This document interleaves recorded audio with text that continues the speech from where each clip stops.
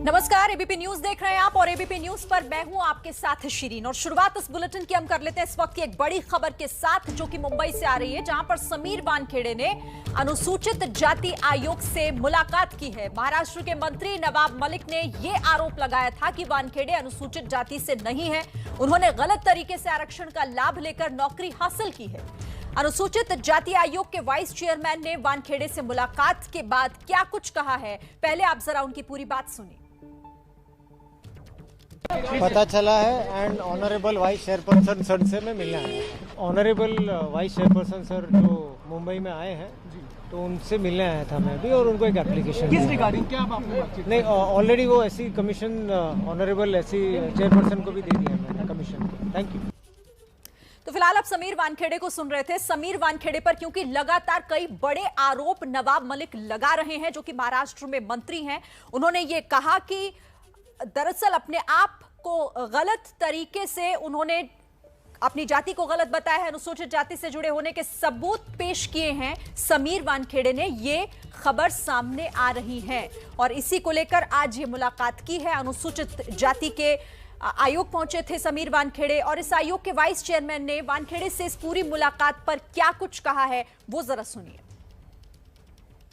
दिन पहले ही national commission for schedule caste government of India में उन्होंने एक कंप्लेन दिया है जो उनको लग रहा है जो उनको ऊपर वो सच्चा ईमानदार ऑफिसर रूप से काम करने के लिए जो कदम उठाया, वही लोग जातिगत आधार पर अनुसूचित जाति वर्ग है, ये जातिगत आधार पर उनके ऊपर फैमिली अटैक कर रहे हैं और इसलिए कमीशन का द्वारस्थ हुआ है।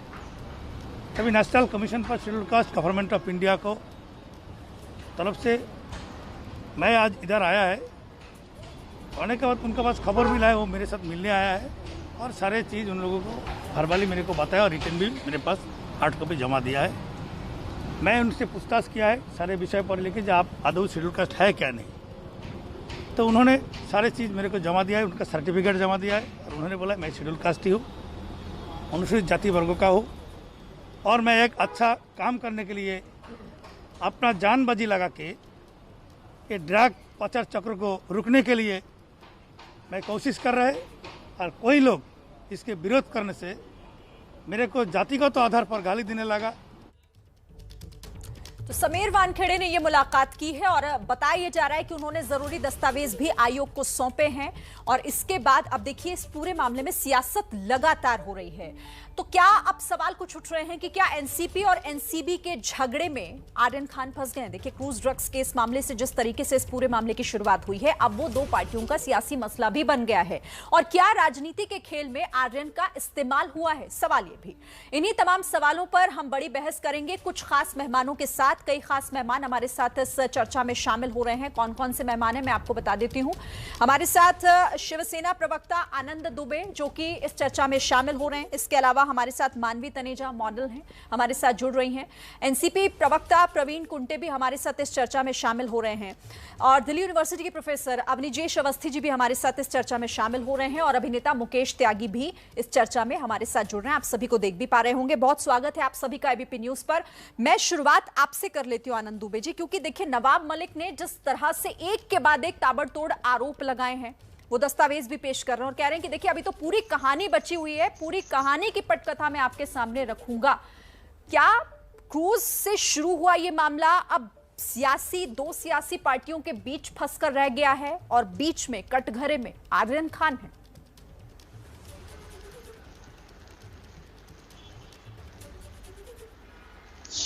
देखिए शिरीन जी नमस्ते। नवाब मलिक जी ने एक ट्वीट किया था कि पिक्चर अभी बाकी है, तो पिक्चर अभी बाकी का मतलब यही है कि भी बहुत कुछ इसमें बाकी है।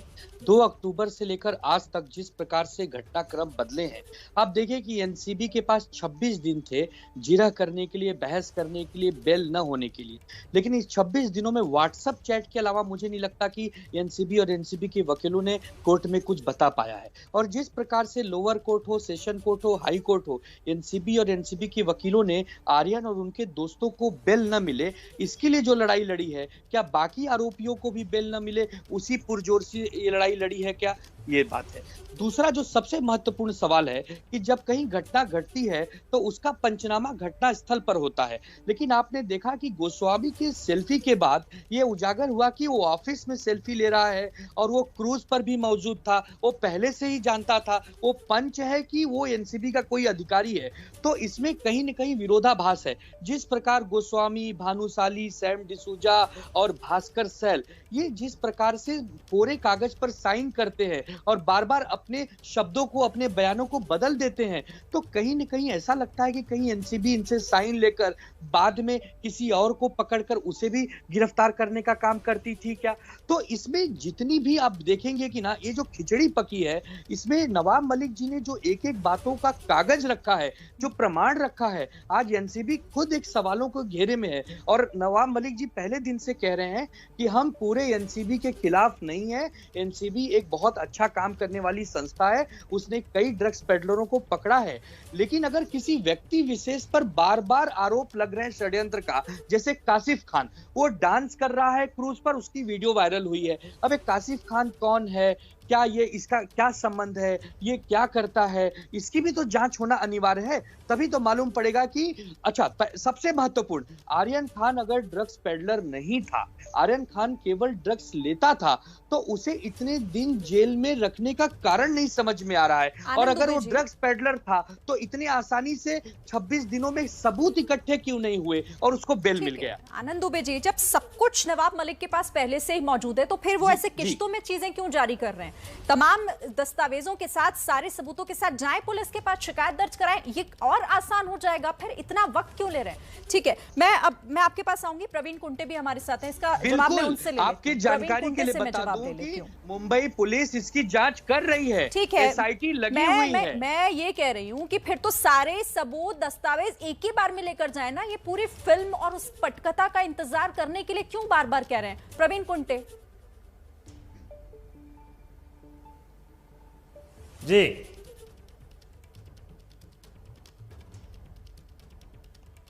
प्रवीण कुंटे सवाल दोहराइए, मुझे सुन प्रवीण नहीं पा कुंटे रहा हूं। जी, आनंद दुबे कह रहे हैं कि देखिए नवाब मलिक के पास सब कुछ मौजूद है।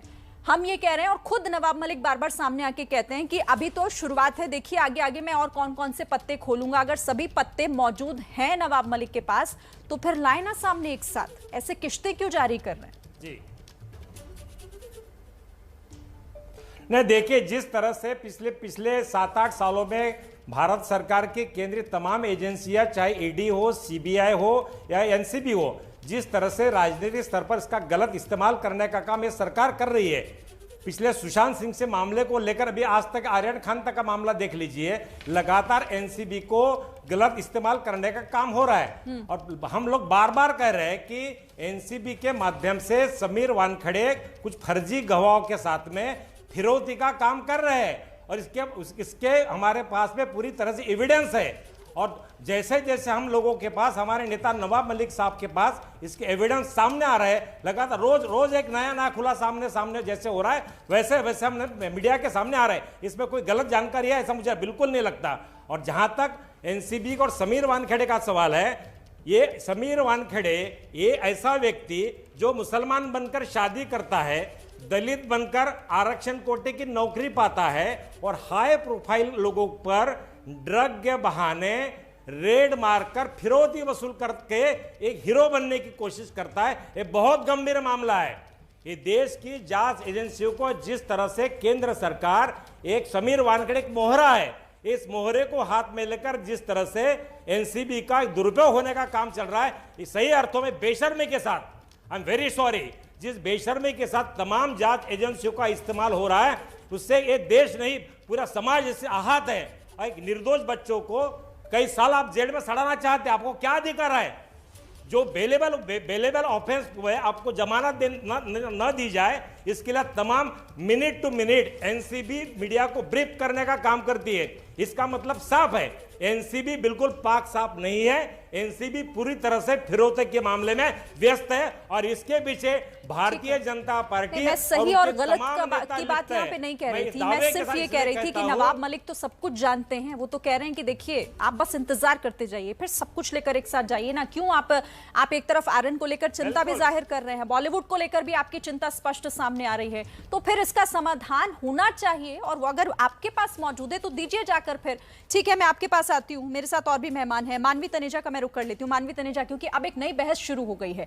नवाब मलिक का साफ तौर पर यह कहना है कि ये बॉलीवुड को बदनाम करने के साथ साथ फिल्म सिटी जो हमेशा से मुंबई के लिए जानी जाती रही, उसे वहां से शिफ्ट करने की एक कोशिश हो रही है, एक साजिश है। क्या लग रहा है आपको?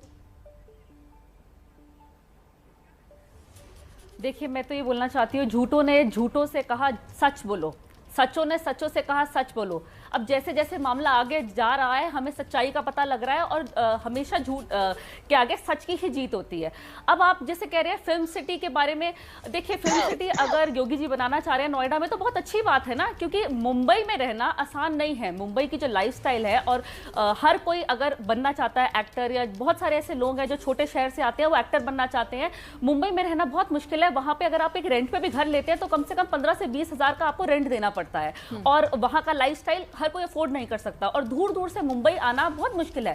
फिल्म सिटी का क्या सीन है कि वहां के आसपास की जो लोकेलिटी है वहां इजीली अफोर्डेबल आप घर ले सकते हैं, वहां रह सकते हैं और वहां अनएम्प्लॉयमेंट भी काफी है, तो बहुत लोगों को रोजगार मिलेगा। अब मुंबई में एक तो देखिए जाना मुश्किल है और वहां पे ऑलरेडी एक बॉलीवुड इंडस्ट्री है जहां पे आपको काम जो फ्रेशर्स होते हैं वहां पे उनको काम मिलने में टाइम लग जाता है। तो अगर वो चाहते हैं फिल्म सिटी नोएडा में बन जाए तो उसमें प्रॉब्लम ही क्या है, लोगों को अपॉर्चुनिटी मिल जाए उसमें प्रॉब्लम ही क्या है। बट उनको ये है कि हाँ बॉलीवुड वहां पे रहे, देखिए बॉलीवुड वहां रहे कोई प्रॉब्लम नहीं, मुझे कोई प्रॉब्लम नहीं, लेकिन अगर फिल्म सिटी भी यहाँ पे रहे तो नई अपॉर्चुनिटी मिल जाए इन लोगों को। जो लोग मुंबई नहीं जा सकते वो लोग नोएडा आ सकते हैं काम करने के लिए।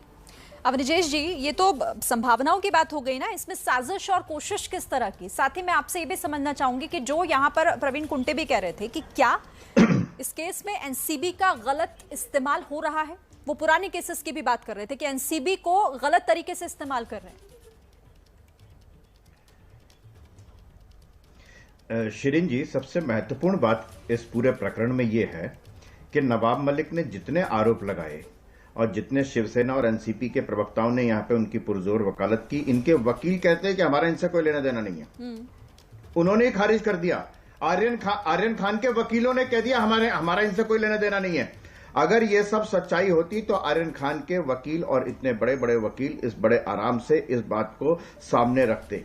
और ये बात बड़ी साफ सी है शिरीन जी। मैं आपको एक बात और बताऊं, इनके वकीलों को मालूम था कि अगर हमने ये कहा कि फिरौती वसूल कर रहे थे, अगर ये पैसे ले रहे थे तो पैसे देने वाले भी, आपने खरीदने की कोशिश की एनसीबी को, ये आरोप का जवाब कौन देता? 18 करोड़ रुपए की जो डील की बात कर रहे हैं ये, इसका मतलब आपने एनसीबी को खरीदने की कोशिश की, तो उसका जवाब कौन देता कोर्ट में? वो एक नया।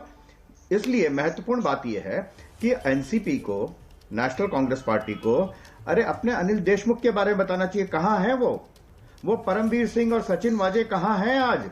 एक्सटॉर्शन का आरोप तो उन्होंने भी लगाया था, उनके आरोपों में कोई सच्चाई नहीं थी और नवाब मलिक के आरोपों में सच्चाई है। और जहां तक शिरीन जी जितने मुद्दे उठाए इन सबको मैं छू देता हूं। ये जो किस धर्म से शादी की और किसने कहां पे शादी की और उसके बाद क्या उसका स्टेटस है, ये अगर इसकी गहराई में जाएंगे तो बड़े बड़े राजनेताओं के हिसाब किताब जो है, कई पार्टी के जो अध्यक्ष रह चुके हैं उनके माँ बाप ने किससे शादी की थी और अब उनका कौन सा धर्म है, बड़ी सारी खुल जाएंगी। इसलिए कोई लेने वाला नहीं है इस बात को, सबकी खुलेगी ना, किसने किससे शादी की, उसके बाद उसका कौन सा धर्म था, आज वो कौन सा धर्म है, जनेऊ पहनते हैं कि नहीं पहनते। आखिरी बात, आप जहां बैठी हैं उसका नाम क्या है? फिल्म सिटी है ना जी, फिल्म सिटी है। पहले भी नोएडा में बनाई गई थी, तब किसी को दिक्कत नहीं थी, अब दिक्कत है।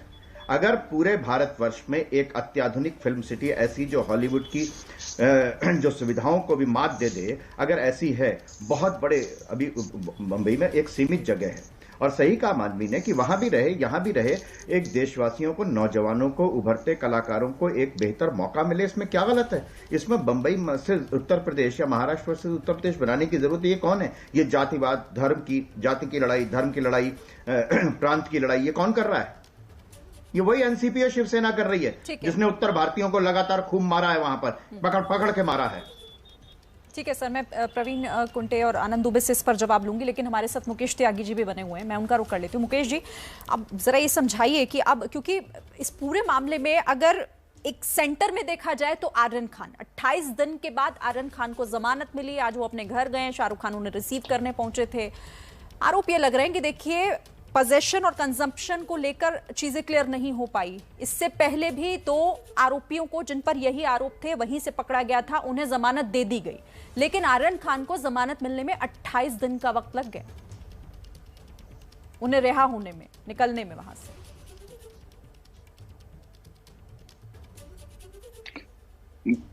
नहीं, देखिए मैं क्योंकि बॉलीवुड का अभिनेता हूं, तो मुझे बहुत खुशी है कि बॉलीवुड के अंदर एक राहत की सांस आई है। शाहरुख खान का बेटा उनके पास वापस आया, और 28 दिन कोई छोटा मोटा समय नहीं होता, बहुत लंबा समय होता है। वो एक तरीके से सॉफ्ट पनिशमेंट उनको मिल चुका है, क्योंकि देखिए ऐसा है कि तो कानून की दलील है कि कॉन्शियस पोजेशन जो है वो एक कॉन्सेप्ट है एनडीपीएस में, जो कि लीगली डिफाइंड नहीं है। अनफॉर्चुनेटली ये कोर्टों के द्वारा निर्मित परिभाषा है, और उस परिभाषा के अनुसार ये है कि अगर व्यक्ति को ये संज्ञान है कि मेरे साथ जो मित्र चल रहा है या मेरे साथ जो भी व्यक्ति है उसके पास ड्रग्स हैं, तो वो एक कॉन्शियस पोजेशन की मेंसरिया जिसे कहते हैं क्रिमिनल इंटेंशन के दायरे में आती है।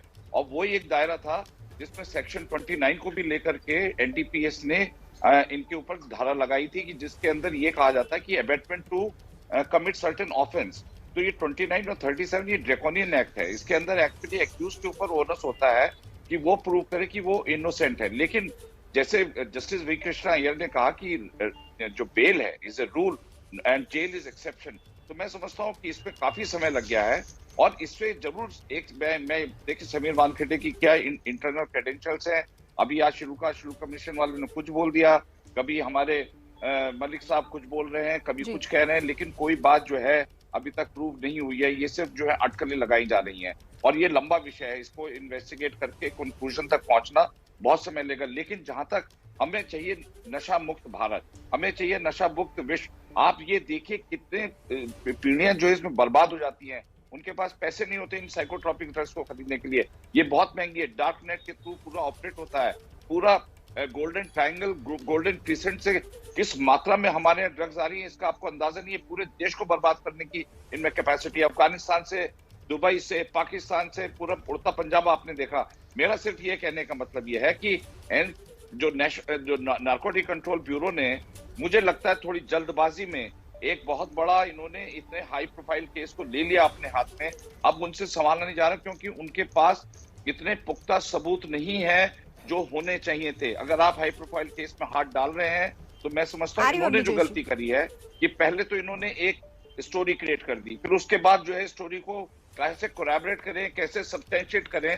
तो मैं समझता हूँ कि इनकी मंशा बहुत अच्छी है, इसमें दो राय नहीं है, लेकिन एक आई बॉल एडिक्शन जो होता है, ये भी एक आदमी को मोटिवेट करता है कि मुझे लगातार सुर्खियों में। अभी दीपिका पादुकोण, अब ये देखिए ट्रायल कितने लंबे चल रहे हैं, 3-3 करोड़ केसेस कोर्ट के अंदर पड़े हुए हैं, 4.5 करोड़ जो लोग छोटे छोटे ऑफेंस करके जेल के अंदर कई कई साल से सड़ रहे हैं।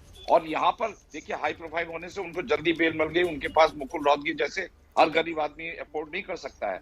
लेकिन मैं समझता हूँ कि इतनी राजनीतिक तुच्छता नहीं होनी चाहिए। मुझे एक शेर याद आ रहा है कि मेरा मुंसिफ ही मेरा कातिल है, मेरे हक में क्या फैसला देगा। नवाब मलिक जी का अगर सन इन लॉ अगर इसमें नहीं फंसा होता, तो मैं समझता हूँ उनके लांछन लगाने का अधिकार था। लेकिन अब ये लगता है कि अब ये जो है, एक आप नवाब मलिक पर सवाल उठा रहे हैं, दूसरा आपने कहा कि क्या एनसीबी ने इस मामले में जल्दबाजी की है, और सवाल यह भी उठ रहा है कि क्या एनसीबी ने इस मामले में जल्दबाजी की है। और इसी को लेकर हम चर्चा कर रहे हैं सभी खास मेहमानों के साथ। और अब मैं प्रवीण कुंटे एक बार फिर से आपके पास आना चाहूंगी। इससे पहले आप सुन रहे होंगे मुकेश त्यागी ये कह रहे थे कि देखिए जल्दबाजी हुई है और साथ ही सियासी पार्टियों को मौका मिल गया है।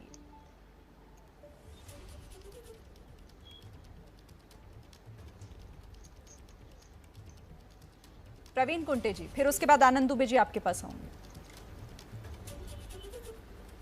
प्रवीण कुंटे जी, आप सुन पा रहे हैं? जिस तरह से जी क्रूज पार्टी के, जी मैं सुन रहा हूं, शिरीन जी जिस तरह से क्रूज पार्टी के बहाने एनसीबी ने एक रेड मारने का काम किया, उस पार्टी का ऑर्गेनाइजर था कासिफ खान। कासिफ खान, चूंकि कासिफ खान और समीर वानखेड़े के दोस्ती के चलते आज तक कासिफ खान के खिलाफ कोई कार्रवाई नहीं हो पाई, क्योंकि कासिफ खान क्रूज पार्टी के बहाने, जो कि वो फैशन टीवी का इंडिया हेड है, और क्रूज पार्टी के बहाने हमेशा वो ड्रग का व्यापार और सेक्स के रैकेट में इन्वॉल्व रहा है। उसके बावजूद आज तक कासिफ खान के खिलाफ एनसीबी ने कोई कार्रवाई नहीं की। दूसरी बात, जो लोग हमेशा इस देश को ड्रग मुक्त करने की बात वकालत करते हैं, मैं उनसे एक सवाल पूछना चाहता हूं कि हाल ही में अडानी पोर्ट पर 3000 करोड़ से ज्यादा कीमत का ड्रग पकड़ा गया। चूंकि वह तीसरा कंसाइनमेंट था, उसके पहले 2 कंसाइनमेंट को नहीं पकड़ा गया, तीसरा कंसाइनमेंट को पकड़ा गया। चूंकि जानकार बोलते हैं कि वो कंसाइनमेंट अफगानिस्तान से होकर ईरान वाया गुजरात आया। आज तक उस कंसाइनमेंट के बारे में ना कोई बहस है, ना उस पर कोई चर्चा है। इस देश में 2 से 2,500 करोड़ ऐसे लोग हैं जो गेरुए वस्त्र पहनकर खुलेआम गांजा पीते हैं। उनके खिलाफ ड्रग मुक्त भारत की घोषणा करने वाले कोई हिम्मत नहीं करता कार्रवाई, चूंकि वो धार्मिक लोग हैं। मैं तमाम भारतीय जनता पार्टी के नेताओं से पूछना चाहता हूं इस और आप कब ध्यान देंगे, और इस पर मैं चाहता हूं एनसीबी के प्रवक्ता के रूप में इस पर मुझे यहां पर जवाब चाहिए।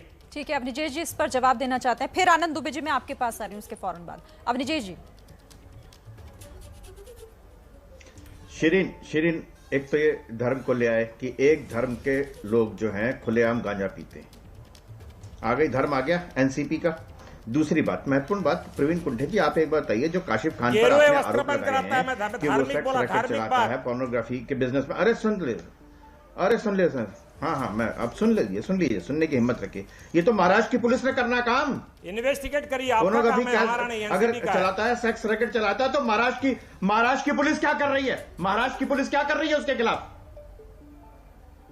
आप शिरीन जी इनको कानून बताइए कि ये सेक्स रैकेट चलाना, पोर्नोग्राफी का अगर बिजनेस करता है वो, तो ये काम किसका पकड़ना उसको? महाराष्ट्र की पुलिस का। और महाराष्ट्र की पुलिस तो इकट्ठे कर करके पैसे दे रही थी इनके गृह मंत्री को। बात ये है असली, आरोप लगाने से नहीं होता। करिए ना, महाराष्ट्र की पुलिस क्या कर रही है? मंत्री आकर के एक आरोप लगा के चले जाते हैं, अरे काम तो पुलिस का है ना, करिए एफआईआर जाकर के उसके खिलाफ। क्यों नहीं करते एफआईआर? एक बात, महत्वपूर्ण बात यह है कि आपने और तमाम चैनलों ने जो कह रहे हैं high profile case, what is high profile case? High profile case क्या होता है? एक व्यक्ति को एक जुर्म के में पकड़ा गया। अभी मुकेश त्यागी ने कहा, और उससे पहले मैं कहना चाहता था कि हजारों लाखों लोग जिनके पास वकील नहीं है, हाई प्रोफाइल केस नहीं है, रोज चैनल पे उनकी रिपोर्ट नहीं आती, क्या उनके लिए देश का कानून अलग है क्या? अगर अपराध एक है तो कानून भी एक सा होगा। और ये कोई 28 दिन बाद जमानत मिली, ये लोअर कोर्ट नहीं देती। और जो भी आदमी पकड़ा जाता है, वो पकड़ने वाला जो प्रोसिक्यूशन जो है वो जमानत का विरोध करता है अल्टीमेटली लोअर कोर्ट से नहीं तो हाई कोर्ट से, और नहीं तो हाई कोर्ट से नहीं तो सुप्रीम कोर्ट से जमानत मिलती है, जब तक उनको पूछताछ करनी होती है। और हमेशा ऐसा नहीं होता, ज्यादातर केसेस में ये होता है कि वो कहते हैं कि हम जमानत का विरोध करेंगे, लेकिन जमानत मिल जाती है। इसलिए कोई ये अनहोनी नहीं हुई है जो कह 28 दिन बाद जमानत मिली, 28 दिन बाद जमानत मिली। 28 दिन बाद जमानत मिलने का सवाल ये सिर्फ इतना है कि जो भी उनको कार्रवाई पूरी करनी थी एनसीबी ने, उसके लिए वो करेंगे, अपना केस रखेंगे। और अभी केस खत्म नहीं हुआ है, सशर्त जमानत मिली है। प्रवीण कुट्टे जी, आपको मालूम है ना, ये रिहाई नहीं है, ये आरोपों से मुक्ति नहीं है। ये आप तो ऐसे कह रहे हैं जैसे उसको कह दिया गया कि उसने कोई जुल्म ही नहीं किया। ऐसा नहीं है। ठीक है सर, अब मैं जवाब ले लेती हूँ, क्योंकि ये सवाल दोनों से, आनंद दुबे आपसे भी, प्रवीण कुंटे आपसे भी, एक एक करके जवाब दीजिए। आनंद दुबे पहले आप जवाब दीजिए, फिर प्रवीण कुंटे। हाँ शिरीन जी, पहले अवस्थी जी जो दिल्ली यूनिवर्सिटी के प्रोफेसर हैं, उन्होंने पिछले डिबेट में 3 सवाल हम पर दागे हैं। पहला सवाल कि आर्यन के वकीलों ने साफ इनकार किया है कि उनका एनसीपी और नवाब मलिक जी से कोई संबंध नहीं है। बिल्कुल कोई संबंध नहीं है। नवाब मलिक जी ने भी कहा है हमारा कोई संबंध नहीं है। लेकिन अब नवाब मलिक जी एक आदरणीय मंत्री हैं, एक वरिष्ठ मंत्री हैं, उनकी राज्य में सरकार है और उनके सामने अगर किसी पर अन्याय हो रहा है तो उसके खिलाफ आवाज उठाएंगे, वो उसके षड्यंत्र को खुलासा करेंगे। पहली बात। दूसरी बात, आपने कहा कि बॉलीवुड वहां जाए तो कोई आपत्ति नहीं। देखिए, बॉलीवुड जैसा बॉलीवुड आप पूरे भारत में बनाइए, कोई आपत्ति नहीं है, लेकिन बॉलीवुड को बदनाम करने का काम मत करिए, उसके इतिहास को बदनाम करने का काम मत करिए। और तीसरा, आपने महत्वपूर्ण बात किया, आप कभी महाराष्ट्र या मुंबई आए नहीं है लगता है अवस्थी जी, मैं आपको वेलकम करूंगा, आप आइए। आपने कहा कि शिवसेना उत्तर भारतीयों को मारती है। यह शिवसेना वही पार्टी है जिसने संजय निरुपम जी, घनश्याम दुबे जी, प्रियंका चतुर्वेदी जी, प्रेम शुक्ला जी, इन सबको बड़े बड़े पदों पर बिठाया है। मैं खुद एक उत्तर भारतीय हूं। हमारे महाराष्ट्र में उत्तर भारतीयों को उत्तर भारतीय मराठी कहा जाता है। तो आप अपने ज्ञान को पहले दुरुस्त करिए। और दूसरी बात कि एनसीबी ने उसको कोर्ट ने सशर्त जमानत दी है। तो ठीक है ना, 26 दिन में क्या कमी रह गई एनसीबी के अंदर जो कि सारे सबूत इकट्ठा करने में विफल रह गई। 2 दिन, 4 दिन, 10 दिन में पुलिस कस्टडी में सारे सबूत इकट्ठा करके चार्जशीट की तैयारी की जाती है। यहाँ एनसीबी में कहां ऐसी चूक रह गई है? मेरे पास वक्त कम है, जल्दी मैं रिएक्शन ले लेती हूं। तो नहीं तो बट एनसीबी क्या कर रही है? एनसीबी ने जब कहा कि हमारे पास पुख्ता सबूत है, नहीं, जब एनसीबी ने कहा हमारे पास पुख्ता सबूत है तो कहां फेल रह गई? ठीक है प्रवीण गुंडे जी, फिर मानवी के पास जाना है मुझे। जिन्होंने अभी काशिम खान साहब के वकालत करने का काम किया, मैं उनसे पूछना चाहता हूं कि सुशांत सिंह से मामले को लेकर आज तक जितनी भी एनसीबी कार्रवाई करी, एक भी केस में अंतिम तथ्य तक कोई एनसीबी आज तक क्यों नहीं पहुंची?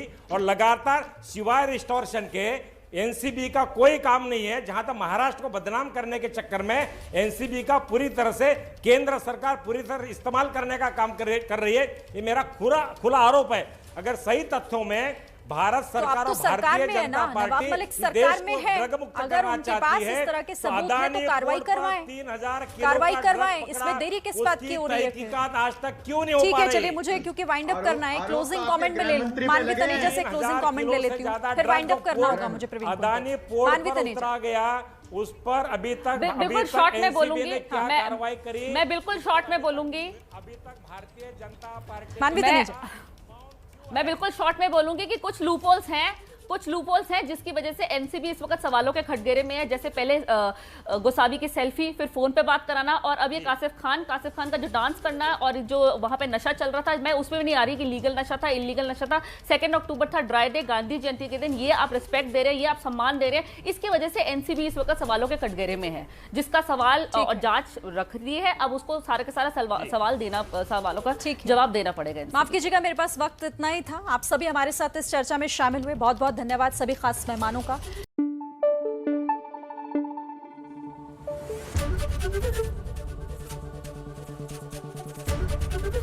एबीपी न्यूज आपको रखे आगे।